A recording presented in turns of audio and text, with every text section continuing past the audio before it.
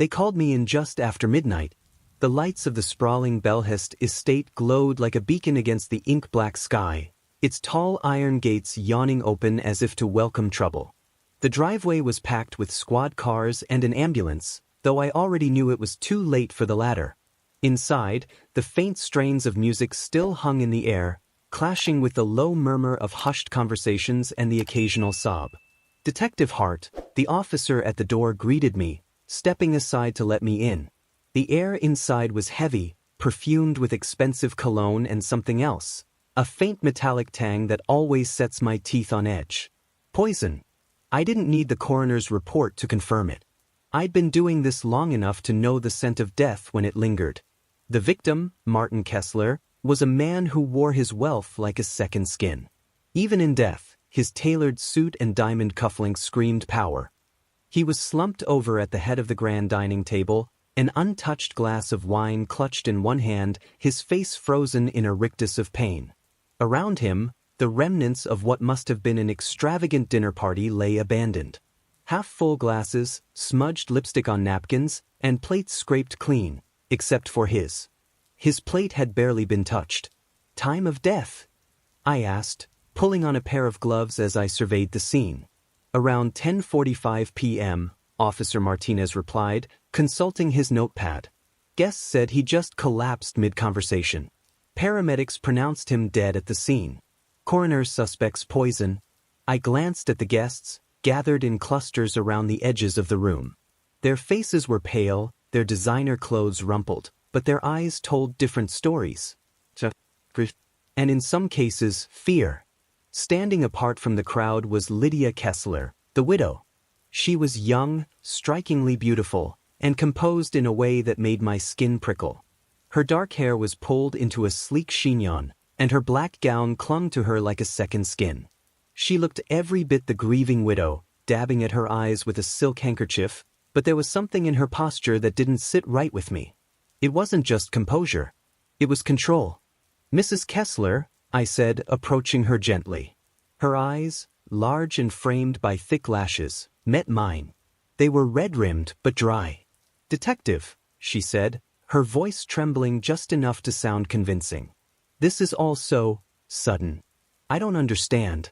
Who would want to hurt Martin? That's what I intend to find out, I replied. But I'll need your help. I understand you have an alibi? She nodded, her hand fluttering to her throat where a diamond necklace sparkled. I was in the garden with some of the guests when it happened. We were admiring the moonlight and her voice broke and she looked away. Several people can confirm it. I made a note of it but didn't press her further. Not yet. And your husband? Did he have any enemies? She hesitated, just for a fraction of a second, before shaking her head. Oh. Everyone loved Martin. He was a good man. Good men don't usually end up poisoned at their own dinner parties, but I kept that thought to myself. Instead, I turned my attention to the other guests.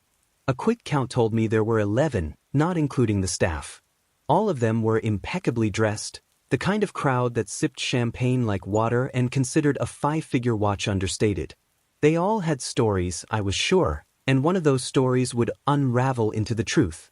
It didn't take long to find the first thread. A heated whisper between two women near the fireplace caught my attention.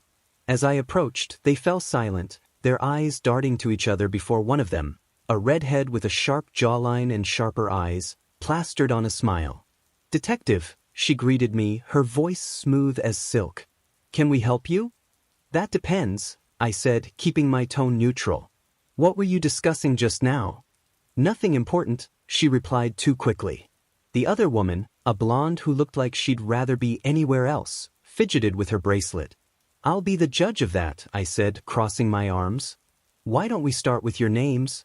I'm Veronica Chase, the redhead said, holding out a perfectly manicured hand. And this is Emily Warren. We were just talking about what a tragedy this is. Poor Martin. It's unthinkable. Emily nodded, but her gaze was fixed on the floor. Unthinkable, she echoed, barely above a whisper. Did either of you notice anything unusual tonight? I asked. Veronica shook her head, but Emily hesitated. Her eyes darted to Veronica, then back to me. I'm not sure. I mean, there were arguments, but that's normal at these things, right? People get competitive. Arguments? I prompted, ignoring the glare Veronica shot her friend. Who was arguing? Emily's face flushed. I didn't. I mean, it wasn't serious. Lydia and that man. The one with the glasses. I don't know his name. Dr. Norman Price. Veronica interjected smoothly, her smile razor-sharp. He's an old friend of Martin's. And whatever Emily thought she saw, I'm sure it's irrelevant. I made a note of the name. We'll see about that. Thank you for your time, ladies. As I turned away, I caught the faintest exchange of glances between them. Secrets. This room was full of them, and it was my job to untangle them. But as I looked back at Lydia Kessler, now seated and staring blankly at her hands, I couldn't shake the feeling that the biggest secret of all was hers. The investigation began in earnest. I made my way toward Dr. Norman Price, who was standing near the bar, nursing a glass of brandy. He was a wiry man in his late 50s, with round spectacles perched on his nose and an air of discomfort that made him stand out in the polished crowd. Dr. Price, I said, watching him startle slightly at the sound of his name. Can we talk? Of course, detective, he replied, his voice measured but his hands betraying him with a slight tremor as he set his glass down. This is a dreadful situation. Indeed, I said. I understand you were an old friend of Mr. Kessler's? He nodded. Yes, we went back years. College, actually. Martin and I studied together before he became Martin Kessler. You know how these things go. Some friendships fade, but we stayed in touch. And yet, I said, leaning in just slightly, someone mentioned that you and Lydia Kessler had a disagreement tonight. His face tightened, and he adjusted his glasses nervously. I wouldn't call it a disagreement, he said carefully. It was a conversation. Lydia and I didn't always see eye to eye about Martin, that's all. Why not? I pressed. He hesitated, his gaze flitting toward the widow, who was still seated near the dining table, her composed facade never wavering. I shouldn't speak ill of her, he said finally, but I didn't think she was good for him. Martin was impulsive. He had a tendency to get swept up in things, and Lydia, she's very charming, but I always worried she had other motives. Motives like money? I asked bluntly. Dr. Price flinched, but he didn't deny it. Martin was generous to a fault, he said, his voice tight. And Lydia had expensive tastes. But that's all I'll say about it. I filed his comments away for later and moved on. The staff would be next. They often saw things their employers didn't realize or didn't care to notice. In the kitchen, I found the chef, a burly man with flour-dusted hands, and the head housekeeper, a no-nonsense woman in her 60s. Did either of you notice anything unusual tonight? I asked, addressing them both. The chef shook his head. Everything was prepared as usual, detective. I tasted every dish myself, as I always do. And the drinks? I asked. That would be the butler's domain, the housekeeper said. Gerald oversees all the beverages. I made a note to speak with Gerald, but something about her tone caught my attention. And you? Did you see anything? The housekeeper hesitated, her lips pressing into a thin line. There was an incident earlier in the evening, she admitted. In the study. I didn't see it myself, but I overheard raised voices. Mr. Kessler and one of the guests, a Mr. Charles Wainwright. They were arguing about money. Money? I repeated. What kind of argument? She shrugged. I'm not sure, but Mr. Wainwright was angry. I heard him say something about being owed more than he'd gotten. Charles Wainwright was easy to spot, a broad-shouldered man with a booming laugh that seemed at odds with the grim circumstances. But as I approached, his jovial facade slipped. Detective, he said, his smile faltering. What can I do for you? Mr. Wainwright, I understand you and Mr. Kessler had a disagreement tonight, I said. Care to explain? His jaw tightened. We had a difference of opinion, that's all. About money? I prompted. Wainwright's eyes narrowed. That's none of your business. It is now, I said. Martin Kessler is dead, Mr. Wainwright. If there's something you're not telling me, now's the time. For a moment, I thought he might explode, but then he sighed and ran a hand through his hair.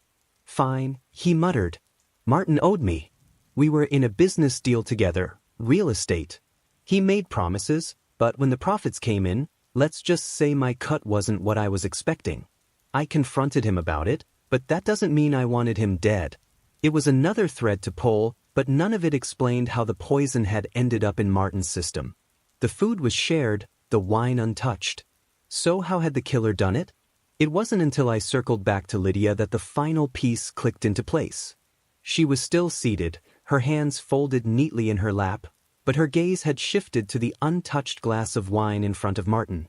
"Mrs. Kessler," I said, drawing her attention. "You mentioned you were in the garden when your husband died. Do you remember who was near the table before you left?" She blinked, her composure faltering for the first time. "I'm not sure. I wasn't paying attention. Did Martin usually drink wine?" I asked, glancing at the glass. Her lips parted, but no sound came out. Finally, she said, "No, he didn't. He hated red wine." It was a small detail, but it unraveled everything. The glass of wine wasn't meant for Martin. It was meant for someone else. And judging by Lydia's sudden pallor, I had a good idea who. I leaned forward, my eyes locking with Lydia's. "Mrs. Kessler, your husband didn't drink red wine. So why was there a glass poured for him?" Her breath hitched, but she quickly composed herself, her fingers tightening around the silk handkerchief in her lap. "I don't know. Perhaps it was a mistake by the staff." I shook my head. The staff is meticulous, especially at a place like this. Someone poured that wine intentionally, but Martin never touched it. Which means it wasn't for him, was it? The room grew eerily quiet, all eyes turning toward us. Lydia's carefully curated mask of grief began to crack. She opened her mouth to respond, but before she could, a voice cut through the silence. "It wasn't meant for Martin. It was meant for me." Every head whipped around to find Dr. Norman Price standing in the doorway. His face was pale, and his hands trembled as he clutched the doorframe for support. "The glass was mine," he continued, his voice hollow. "I always drink red wine. Martin hated it, but I loved it. We joked about it for years." Lydia's face drained of color, and for the first time that night, I saw genuine fear in her eyes. She rose unsteadily to her feet. "That's ridiculous," she stammered. "Why would I?" "Because he knew," Price interrupted, his voice growing stronger. "I figured it out, didn't I? About you and Martin's other business ventures. The ones you didn't want anyone to know about." "What business ventures?" I asked, stepping between them, my eyes flicking between Price and Lydia. "Fraud," Price said bitterly. "Shell companies. Money laundering. Martin was always the risk-taker, but Lydia? She was the brains. I confronted her about it a few weeks ago. I told her I wouldn't let it slide. And tonight, well, she must have decided I was a loose end." Lydia's composure shattered completely. "You can't prove any of this," she hissed, her voice trembling. "You don't have any evidence?" Price turned to me, his eyes blazing. "Check her accounts. Check the offshore holdings Martin set up under her name. It's all there." "Mrs. Kessler," I said, stepping closer to her. "The poison wasn't meant for your husband, was it? You laced the wine, expecting Dr. Price to drink it. But Martin must have picked it up by mistake." She took a step back, shaking her head wildly. "This is absurd. I loved my husband. Enough to kill to protect his secrets?" I shot back. "You had motive, opportunity, and a plan. But something went wrong, didn't it? The wrong person drank the poison, and now you're trying to play the grieving widow." Her mouth opened, but no words came out. Instead, she bolted for the door. I was ready for it. I grabbed her wrist, twisting her arm gently but firmly behind her back. "It's over, Lydia." As I snapped the cuffs around her wrists, she let out a low, bitter laugh. "You think you've won, detective? You think this changes anything? Martin and I built an empire, and it won't fall just because of you." "Empires crumble all the time," I replied, "especially when they're built on lies." As the officers led her away, the room seemed to exhale collectively. Guests murmured among themselves, some shocked, others relieved. Dr. Price sank into a chair, his face pale but resolute. "Thank you, detective," he said quietly. "I should have spoken up sooner."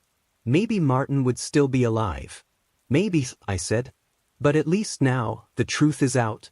I stepped outside into the cold night air. The lights of the Belhest estate still glowed, but the illusion of grandeur had been stripped away. It was just a house now, filled with broken glass, empty plates, and the echoes of secrets that had finally come to light. As I lit a cigarette and stared up at the dark sky, I couldn't help but wonder, in a world like this, how many more empires were teetering on the edge, waiting for someone to push them over?